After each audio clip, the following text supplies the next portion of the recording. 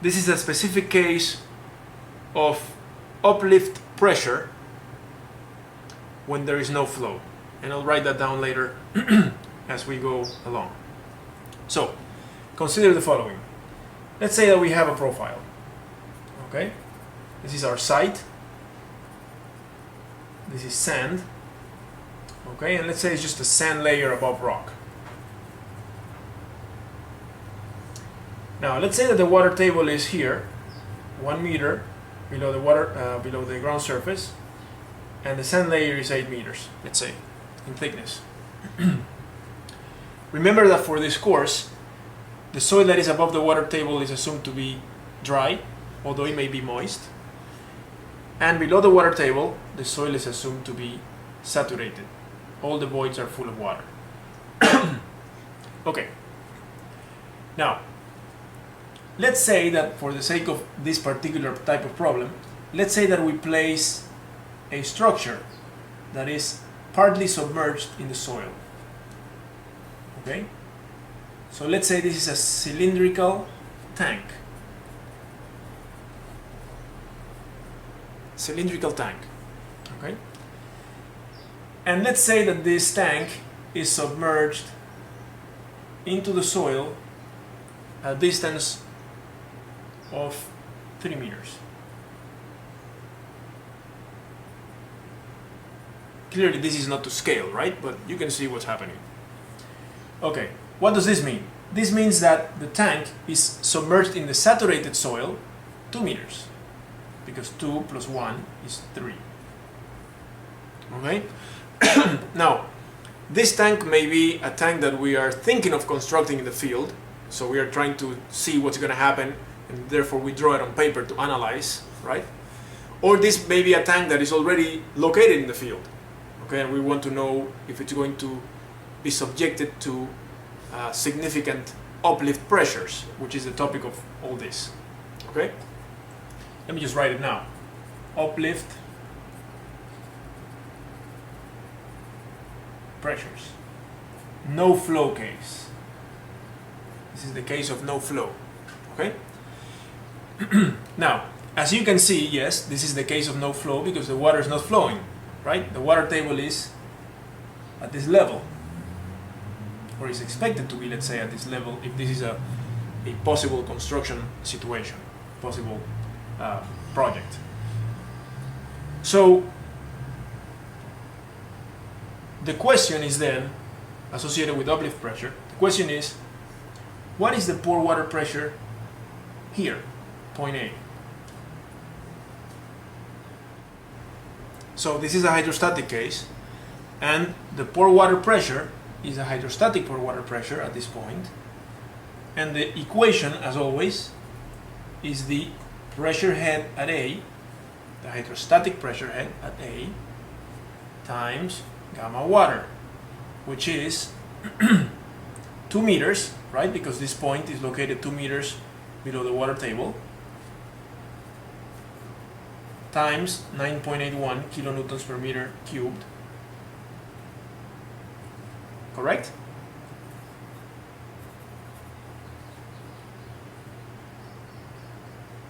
Which is approximately 20 kPa. 2 times, this is approximately 10, right? 2 times 10, 20. So, for water pressure at A is equal to approximately 20 kPa. What does that mean?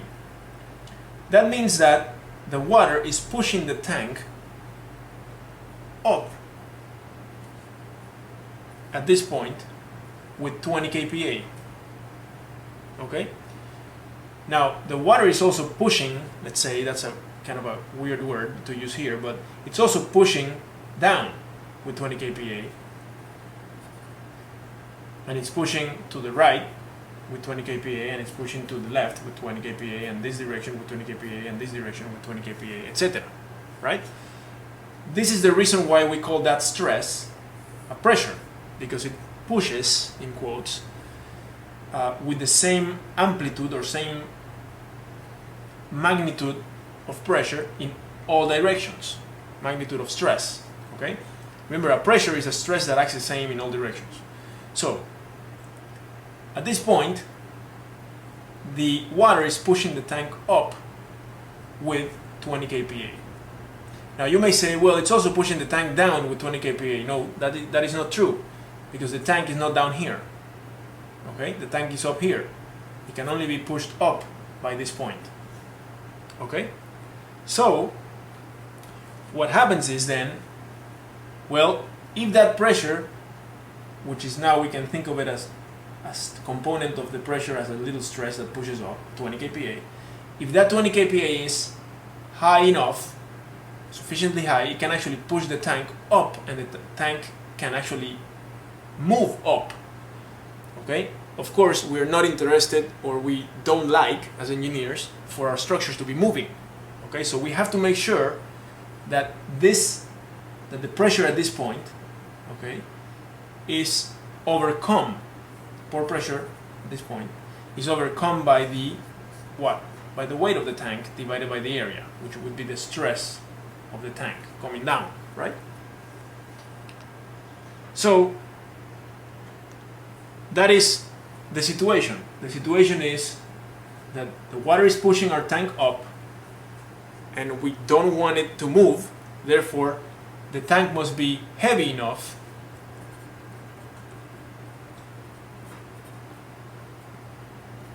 weight of the tank over area of the tank, so that the stress that is imposed by the tank is larger than that pressure.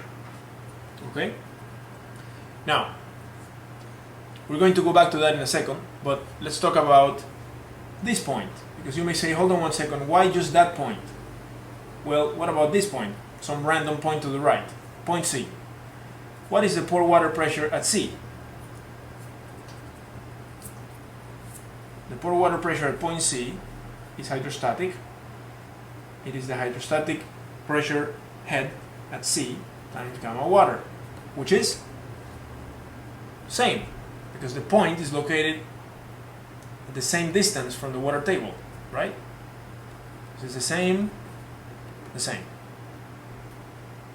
So, some students tend to think that the 20 kPa provided by point C must be added to the 20 kPa provided by point A, 40 kPa, and then compared to the sigma T, the sigma imposed by the tank, the normal stress imposed by the tank.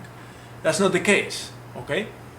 If these were forces, then yes, we would have to add, but they are not forces, they are stresses, and we don't have to add stresses. We don't do that.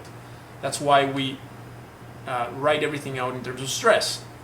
So the stress at point A is indicative of the stress, in this case the pressure at point A is indicative of the pressure that pushes the tank up. Okay? So yes, you can calculate the pressure at point C and then the pressure at point D over here if you want. They're all going to be the same, and you only have to use that same pressure and compare it to sigma tank. Okay? Now, so if sigma tank is larger than U at A or C or D, okay, this means or,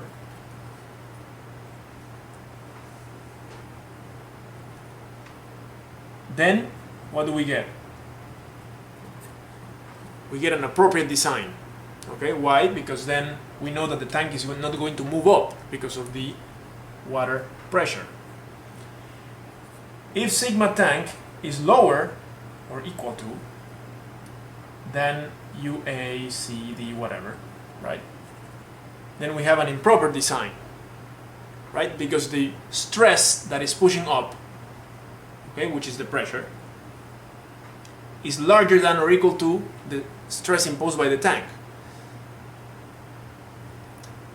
If the pore pressure is higher than the stress imposed by the tank will move up. Okay? If it's equal, which that's why we have the little equal thing here, if it's equal, then the tank will be just sitting there at incipient failure, meaning that any little additional pressure will cause it to move up. Now, it is important to say here that we are neglecting the frictional resistance offered by the sides of the tank in this calculation. Okay? So, yes, that is something to think about, and we are going to, once you take foundations engineering, you're going to be able to calculate with in a proper format the frictional resistance along the sides of a material that is submerged in the soil. Okay, but for now, just as an estimated criterion here, this stands. Okay. What else? This is it basically, for the sake of uplift pressures with no flow. But let's ask a question here. What happens if the water table rises? In fact, what happens if you have the condition, let's write it up here. What happens if you have a case where the sigma imposed by the tank, the normal stress imposed downwards by the tank weight, is equal to U uplift? By the way, I may have said it before, but any pore pressure that is associated to a point that is located at the boundary between a structure and the soil that is saturated, like point A, point C, point D, these pore pressures that are calculated are called uplift pressures because they cause uplift of the structure. Okay, they have a special name. Okay, so what happens in our case, specific case where the sigma tank is equal to U uplift, let's say, so the tank is essentially almost at the point of failure, meaning almost at a point where it will start moving up. Okay, so notice that here we should make a parenthesis and say, notice that here we are saying that failure is, the definition of failure in this case is when the tank actually moves up. Okay, the tank may not be damaged, but if the tank actually moves up, then we say that it has failed, the system has failed. Okay, and it's important to realize that we as engineers define what failure is. Okay, so we always have to keep in mind when we talk to each other what our definition of failure is for a particular project or a particular problem or situation. In this case, we're saying that failure occurs if the tank moves up, regardless of whether the tank gets damaged, cracked, whatever.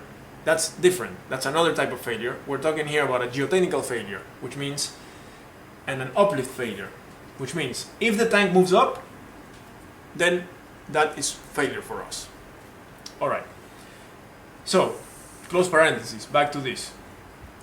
In our example, new example here, the uplift pressure, the sigma imposed by the tank, the normal stress, is equal to the uplift pressure. So the tank is just waiting for a little thing to happen for it to move.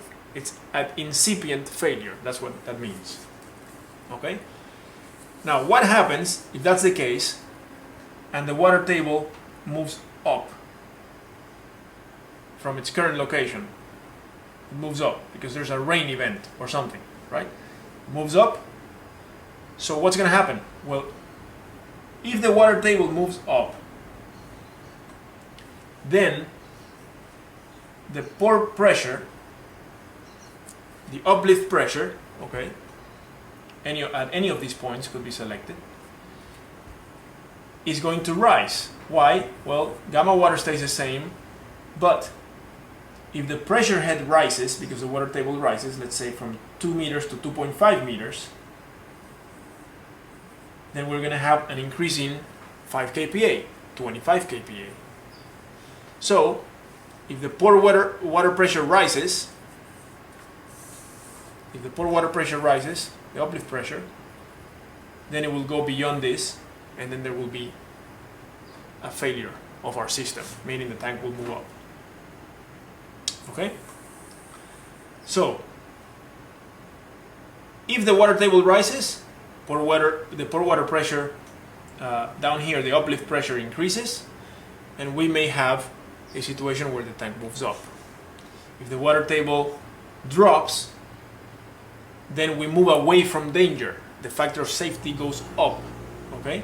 If the water table goes down, we move away from the danger of failure, okay, because the pressure head drops, and therefore the pore water pressure drops. Okay, now that is it is really as simple as that. Finding the pore water pressure at the boundary between the submerged soil, the saturated soil, and the submerged structure. Okay, finding the pore water pressure here at any point, and then compare that to the weight of the tank divided by the area of the tank. Okay, that is an estimation, but we can definitely use that estimation to try to predict whether or not our tank will be in the danger of moving up. Now, you may also say, or you may say, well, what happens if I fill this tank with lead, okay, which is very dense? The tank will be enormously heavy. So this right here will be very high. So then the water table can rise up to up here, okay, or even more, and the tank will not move up, right?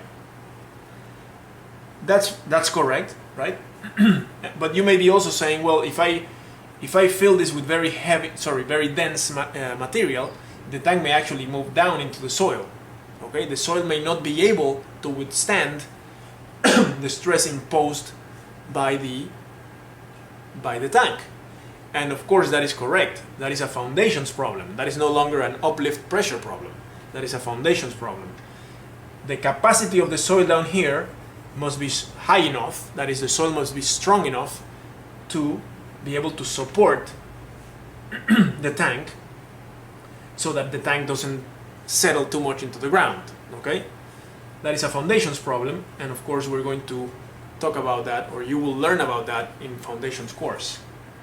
But for now, we're going to center our attention to uplift pressures, as you can see, and the comparison is right here. Again, this may be confusing. All I'm trying to say is that when we compare the normal stress of the structure to the uplift pressure, you can determine that uplift pressure anywhere along the boundary of the structure. Okay, now, what happens if the structure is like this?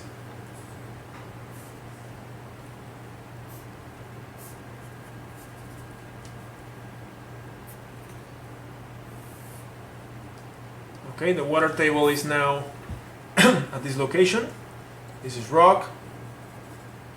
Let's say this is, I don't know, silt. Okay, here's a tank. Well, in this case, this weird tank has a non-horizontal bottom. Okay, so in this case, we have a different story.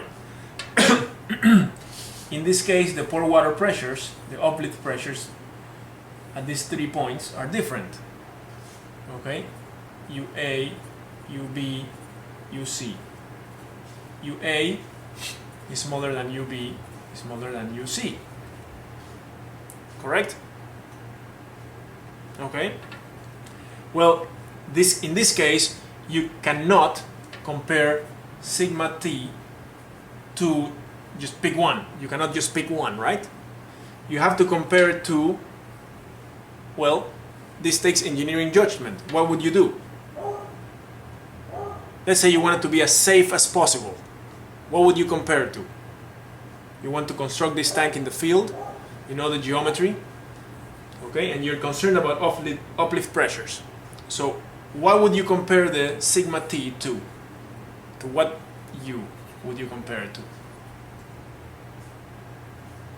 Well, if you want to be as safe as possible, you'd basically take that point, let's call that point D. Okay, you would compare these two, because at this point the uplift pressure, the pore water pressure, is highest, because it's the point that is that is exhibiting the highest pressure head. Okay, in that case, if you compare these two and sigma t is larger than UD, then that's a good design. Now, another question arises. What happens if this sigma t is 1.1 times larger than this? Okay? Clearly, that's different than the case where you have sigma t is 10 times larger than that, than the uplift pressure. Okay? So here we can actually introduce a factor of safety definition. The factor of safety is equal to the sigma imposed by the tank. Okay? This is for uplift. The factor of safety for uplift is the sigma imposed by the tank divided by the pore water pressure selected, in this case to be as safe as possible. This would be the selection. Okay? So, if the factor of safety is equal to 1, incipient failure, meaning that any little movement of the water table, that is any rise of the water table, will cause failure. Okay, you are at the verge of failure. That's what it means, verge of failure. Okay? If the factor of safety is less than 1, then failure. Okay, in fact, you wouldn't be able to construct the tank in the case of factor of safety less than 1, because the tank will fail at the moment these two are equal. Okay, during construction. If the factor of safety is larger than 1, then good. Okay, typically in geotech, we would like the factor of safety to be about 3 or larger. Okay, so that is for geotechnical problems. The best type of design, or the best design for uplift would be, or one possible good version of the design for this would be for the factor of safety against uplift to be 3. So this over this equal to 3.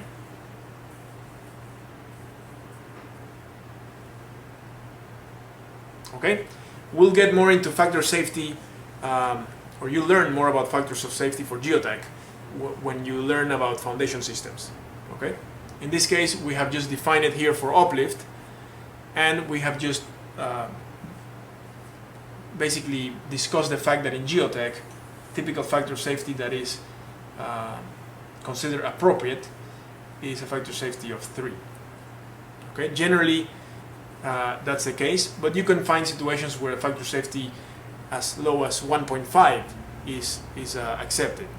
Those are kind of extreme cases. Okay. Okay.